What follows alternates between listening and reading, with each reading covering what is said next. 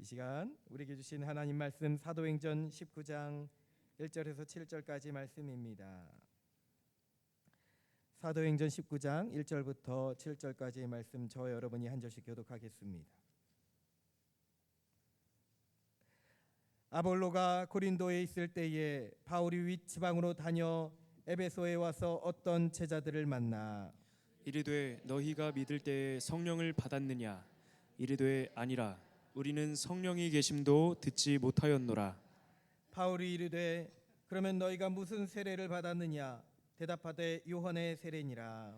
바울이 이르되 요한이 회개의 세례를 베풀며 백성에게 말하되 내 뒤에 오시는 이를 믿으라 하였으니 이는 곧 예수라 하거늘. 그들이 듣고 주 예수의 이름으로 세례를 받으니 바울이 그들에게 안수하매 성령이 그들에게 임하심으로 방언도 하고 예언도 하니 다 같이 모두 12사람쯤 되니라. 아멘. 사랑하는 성도 여러분, 오순절 마가의 다락방에서는 주님이 약속하신 것처럼 간절히 그들이 구함을 기다렸더니 120명의 그 성도들에게, 그 문도들에게 성령님이 임하였습니다. 불의 열처럼 갈라지는 것들이 그들에게 임하여서 모든 사람에게 충만하게 역사하셨습니다. 뜨겁게 임하셨던 그 성령은 그 후로 주 예수의 이름이 온 세상에 전파되도록 지금 예배를 드리고 있는 우리에게까지 전파되도록 하신 줄 믿습니다. 아멘. 여러분, 이제 2025년 여름 사역이 시작됐습니다. 어제부로 시작이 됐는데 특별히 이 믿음의 다음 세대를 기르는 일은 바로 방금 전 말했던 그 복음을 세상에 전파할 수 있는 가장 귀한 사역 중에 하나입니다. 말이 잘못됐네요. 가장 귀한 복음 전파의 사역인 줄 믿습니다. 네, 세상에 나가 우리가 전도팀이 나가서 전도하는 것도 귀한 사역이지만 가장 앞선 전도의 복음 전파의 사역 중에 사역이 우리 자녀들에게, 우리 아이들에게 복음을 전하고 가르치고 말씀대로 길러가는 것인 줄 믿습니다.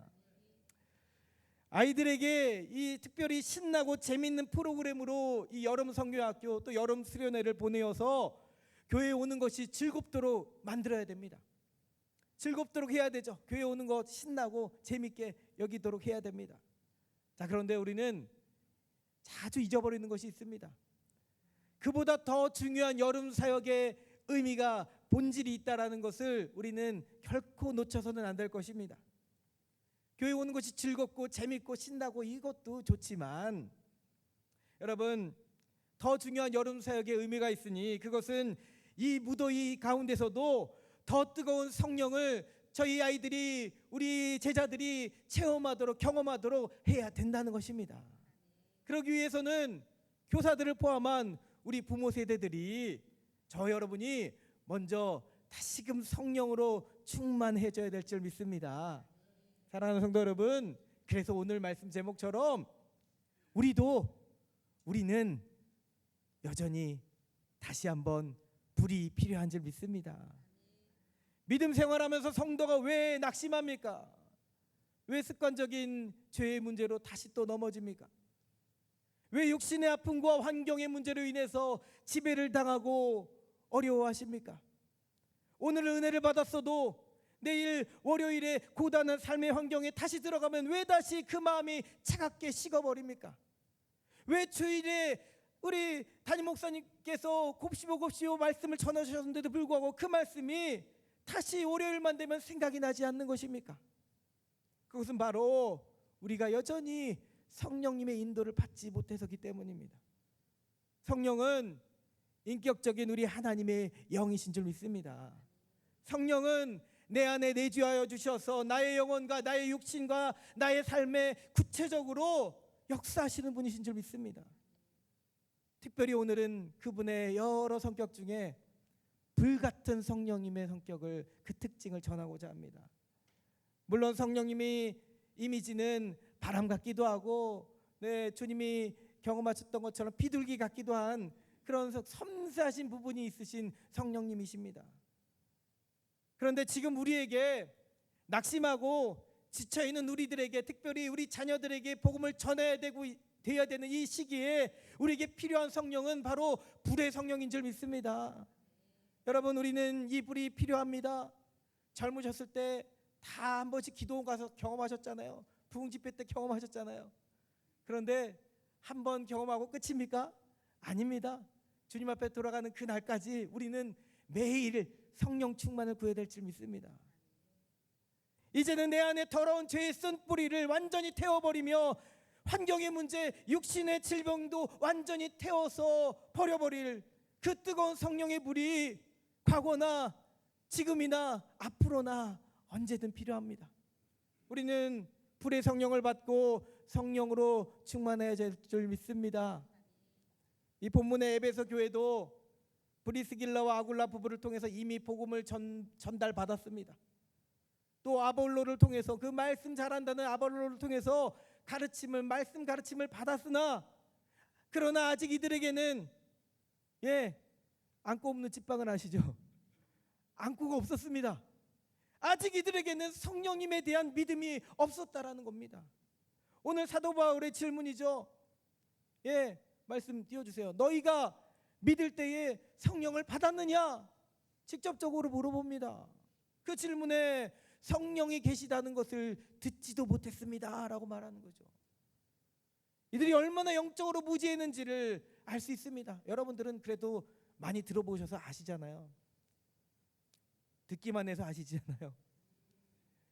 그러나 이것은 비단 이 에베소 교회만의 문제가 아니라는 것입니다. 오늘 우리도 성령님이 계시다는 것을 귀로 들어 다 알고 있습니다. 인격적으로 성령님을 그러나 만나지 못한 성도는 인격적으로 만나지 못한 성도는 아직 성령님을 모른다라는 것이죠.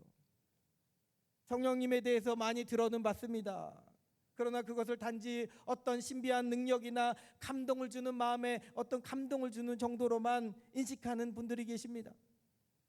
또는 특별한 사람들에게, 이렇게 말씀 전하는 단위에 서 있는 저 같은 목회자들에게만, 아니면 기도 많이 하신다는 어떤 분들에게만, 특별한 사람들에게만 임하시는 것이라고 그렇게 여기기도 합니다. 분명히 말씀드릴 수 있는 것은 성령이 우리 안에 임하신다라는 것은 저 세상 속에서 무당들이 신내림 받는 것 같은 여러분 그런 것과는 차원이 다른 것입니다. 사단의 악한 영이 무당을 지배하는 그런 더러운 곳으로 하나님의 영이 우리 안에 오시는 것을 여러분 비교하지 마시기 바랍니다. 그런 것과는 비교가 되지 않는 것이죠. 자, 그런데 여러분, 이러한 성령에 대한 무지함보다 더 심각한 것이 있으니 그것이 무엇인지 아시나요? 바로 성령에 대해서 오늘도 무관심하다라는 겁니다. 알기는 잘 알아요. 과거에 뜨거웠던 체험의 경험이 있습니다.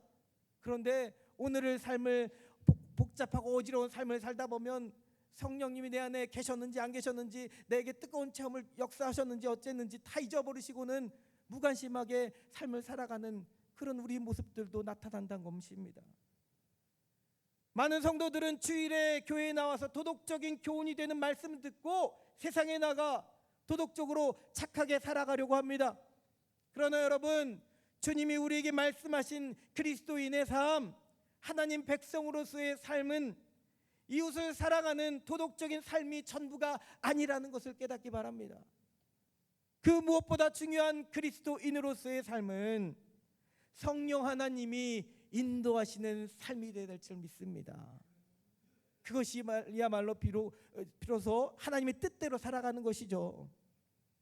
그러므로 우리는 성령 세례를 받고 성령으로 충만해지는 삶에 대해서 간절한 관심이 매일같이 있어야 된다는 겁니다. 반드시 받아야 됩니다. 내 지금처럼 우리 신앙이 이런저런 일들로 인해서 흔들리지 않으려면, 사람 보고 교회 다니지 않으려면, 늘 찬양하고 감사하고 세상의 복음을 담대하게 전할 수 있으려면 반드시 우리는 하나님의 영이신 성령님을 받아야 됩니다. 성령을 여러분 모두가 사모하기를 소망합니다. 성령으로 충만해져서 기도를 하고 성령을 받고 복음을 전했고 성령이 주신 힘으로 죽음의 유혹 가운데서도 승리를 했던 이 초대교회 성도들을 본받을 수 있는 여러분 되기 소망합니다. 그러므로 우리도 나약한 신앙생활을 타개하기 위해서는 반드시 성령으로 충만해야 될 줄 믿습니다. 그러면 어떻게 해야 성령이 우리 가운데 거하시는 겁니까? 무엇보다 먼저 오늘 말씀에 있듯이 예수 이름으로 세례를 받을 때 그렇습니다. 오늘 에베소 교회 성도들은 믿음이 있다고 하였지만 하나님의 나라에 대해서 그저 듣고 가르침 받는 것이 전부였습니다. 믿음은 들음에서 나지만 단순히 지식을 아는 것에서 생기는 것이 아닙니다. 성령이 내 가운데 오셔서 내 안에 내주하여 주셔서 그리스도의 말씀에 대한 믿음을 주실 때 비로소 생기는 것입니다. 믿는다 하면서도 성령을 모르는 에베소 교회 성도들이 의아했던 바울은 그들이 무슨 세례를 받았습니까? 라고 물어봅니다. 당신들 무슨 세례 받았나요? 다 요한의 세례 받았습니다. 대답합니다. 여기서 요한의 세례란 세례 요한이 주었던 회개의 물 세례를 말하는 것이죠. 물로 세례 받으면서 내 죄가 다 씻음 받은 것 같은 그런 마음으로 이 세례를 받는 것입니다. 물론 이를 통해 사람들이 자신의 죄를 회개하고 하나님의 자녀됨을 고백하게 됐지만 여전히 이것은 온전한 세례라고 볼 수 없었습니다. 예수님에 대한 믿음이 바탕이 되지 않았던 세례이기 때문이죠. 세례요한 역시 그래서 세례를 베풀면서도 이 회개한 이들이 결국 자신의 뒤에 오시는 예수님을 믿게 되기를 바랐습니다. 그러므로 물로 받는 세례도 예수 이름을 믿는 믿음 위에 주어진 세례여야 한다는 겁니다. 바울은 이들에게 예수님의 이름으로 세례를 줍니다. 하나님께 구원받았음을 또 하나님의 자녀가 되었음을 예수님의 이름으로 선포하는 세례였습니다. 이때 놀라운 변화가 일어납니다. 단순히 자신의 죄에 대한 죄책감을 가지고 살아가던 성도들이 이제는 예수님 앞에 진정으로 회개를 하게 되고 예수 이름으로 선포받게 되는 선포되어 받은 세례를 통해서 성령님이 임하시는 체험을 하게 됐습니다. 바울이 그들을 위해서 기도를 합니다. 기도를 하니 성령이 뜨겁게 임하시는 불세례를 이때 경험하게 되었다는 거죠. 자, 또한 성령이 임하시기 위해서는 간절히 회개할 때라는 겁니다. 회개는 성령이 오시는 결과적인 증거가 되기도 하지만 또 동시에 성령이 우리 안에 임하실 수 있는 통로가 됩니다. 우리 안에 죄가 없어야 성령님도 자유롭게 우리 안에서 역사하실 줄 믿습니다. 내 영을 정결하게 하고 그러므로 더러운 것들을 치워버려야 된다는 것입니다. 물론 성령님은 하나님의 뜻대로 때때로는 필요한 자들에게 강권적으로 역사하실 때가 있습니다. 사도 바울에게처럼 강권적으로 그가 필요하시면 하나님 뜻대로 역사하실 때가 있습니다. 그런데 먼저 우리 자신의 마음의 문을 열 때까지 우리 주님, 우리 성령님은 인격적인 분이시잖아요. 끝까지 기다려 주십니다. 내가 간절히 주를 구하며 성령님이 내 안에 내주하시기를 구할 때까지 기다리신다는 거죠. 사도행전 2장 38절 베드로도 이렇게 말합니다. 너희가 회개하여 각각 예수 그리스도의 이름으로 세례를 받고 죄사함을 받으라. 그리하면 성령의 선물을 받으리니. 아멘. 분명히 이렇게 고백합니다.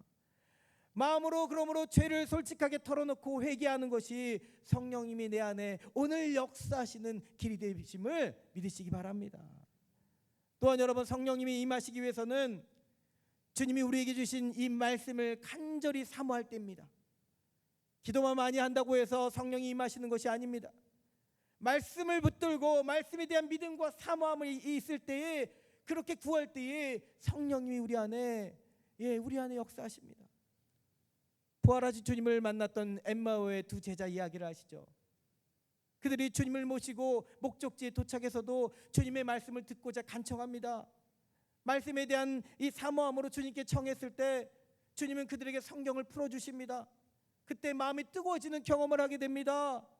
그들이 서로 말하되 길에서 우리에게 말씀하시고 우리에게 성경을 풀어주실 때에 우리 속에서 마음이 뜨겁지 아니하더냐.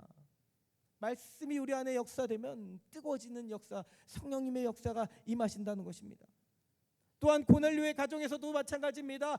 베드로가 성령의 인도하심으로 말씀을 전할 때에 이들이 아직 세례를 받지 않았습니다. 물 세례를 받지 않은 가정이었는데도 불구하고 그 이방인 가정에서 성령님이 역사하십니다.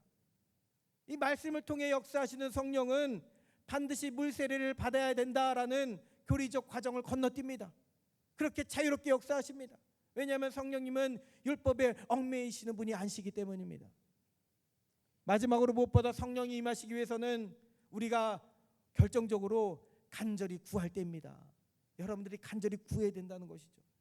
주님은 분명 말씀하십니다. 너희가 악할지라도 좋은 곳으로 자식에게 줄 알거든 하물며 너희 하늘아버지께서도 구하는 자마다 구하는 자에게 성령을 주시지 않겠느냐. 성령을 주신다는 거죠.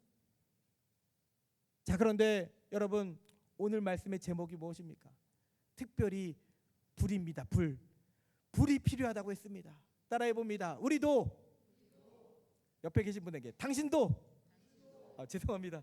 직분 말씀하시면서 장로님도 불이 필요합니다. 저에게도 목사님도 불이 필요합니다. 여러분, 제 아이들 이름을 불러가시면서 아무개도, 네, 은서도, 제 아이들 세은이, 도은이도 불이 필요합니다. 할렐루야. 아멘. 이제 깨셨죠? 자, 특별히 우리가 불 같은 성령을 받아야 되는 이유, 본격적인 설교 지금부터 시작합니다.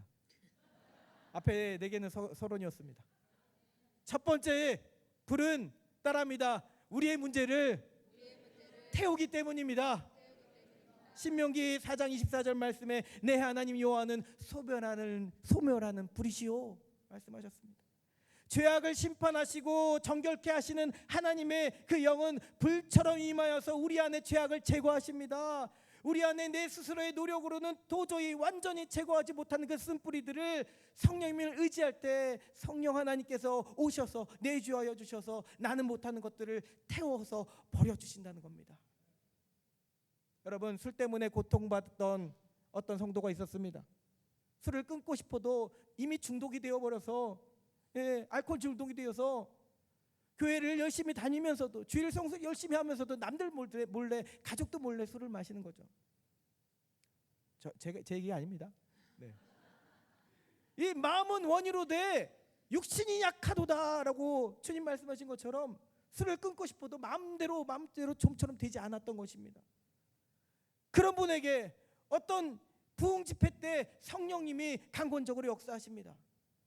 뜨겁게 기도하며 술을 끊지 못했던 자신의 죄를 회개할 때에 가슴에 뜨거운 성령이 역사하였습니다. 그렇게 성령을 체험한 이후에 놀라운 변화가 생깁니다. 자신의 의지로는 도저히 못 끊었던 술을 입에도 대지 않게 되었다는 것입니다. 오히려 마시려고만 하면 역겨운 냄새와 구토가 올라와서 마시지 않게 자연스럽게 않고 싶어지더라는 것이죠. 그렇게 성령님은 여러분들이 구할 때 구체적으로 우리의 문제를 불태워 버리시는 분이신 줄 믿습니다. 두 번째, 우리가 불 같은 성령을 받아야 되는 이유는 따라합니다. 불은 끊임없이 확장한다. 여러분, 산불이 나는 걸 보셨어요? 얼마나 무서운지 아시죠? 갑자기 산불이 퍼지면 순식간에 확장하게 됩니다.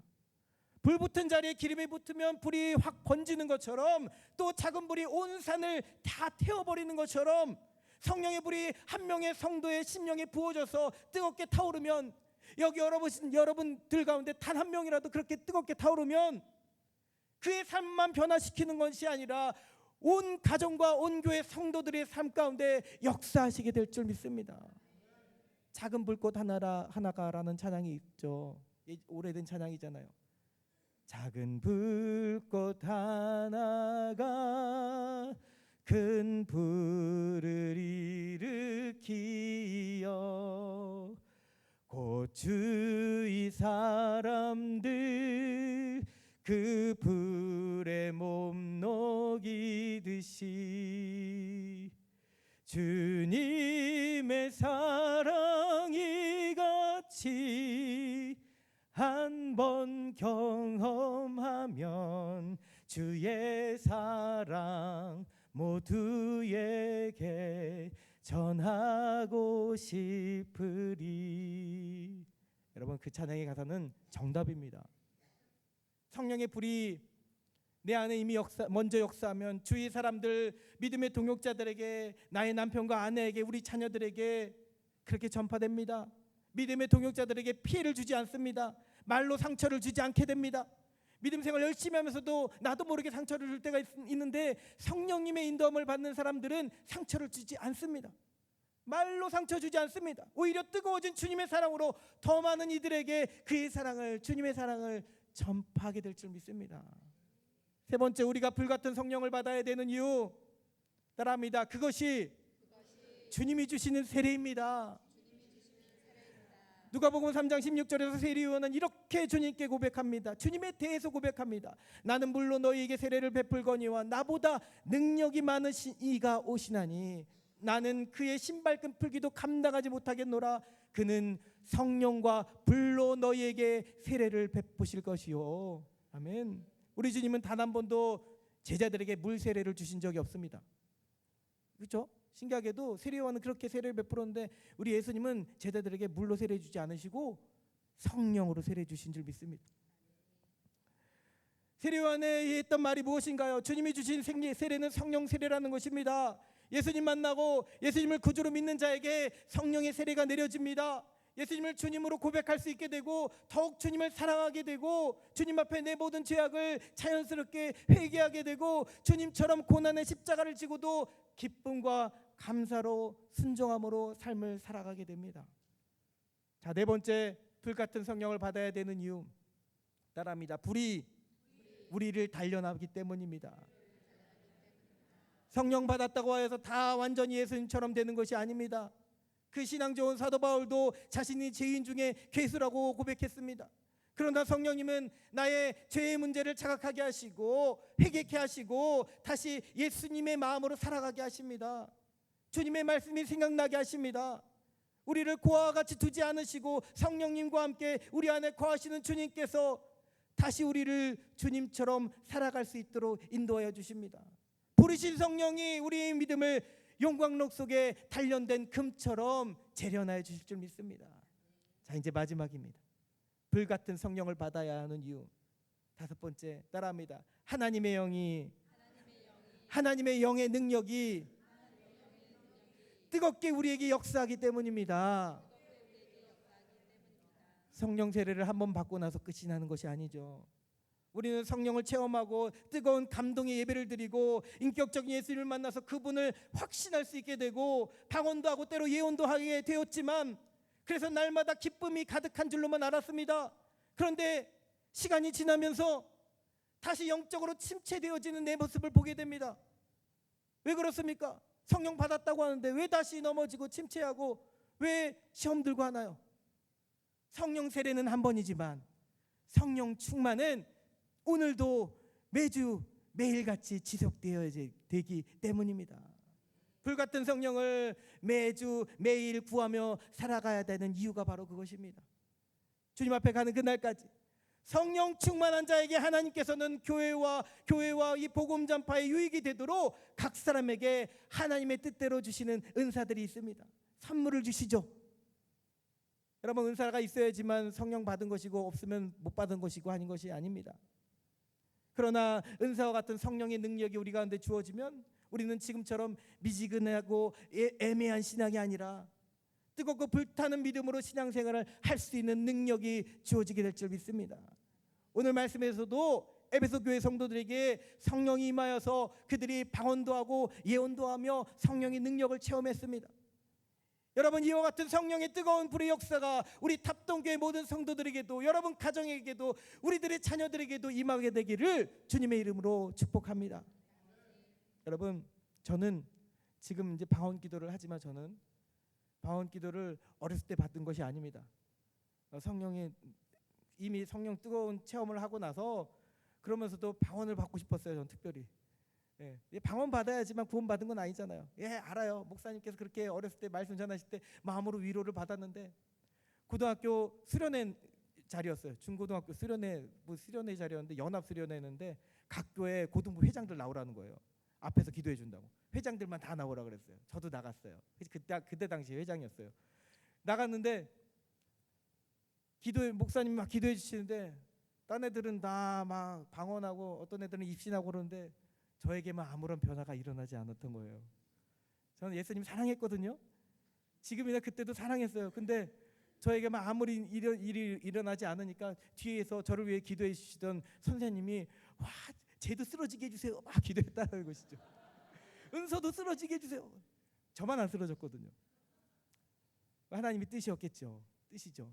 그런데 그때 이후로 저도 그런 간절한 마음이 생기는 거죠. 하나님 왜 나에게만 방언을 주시지 않으실까? 나에게만 특별한 체험을 안 주실까?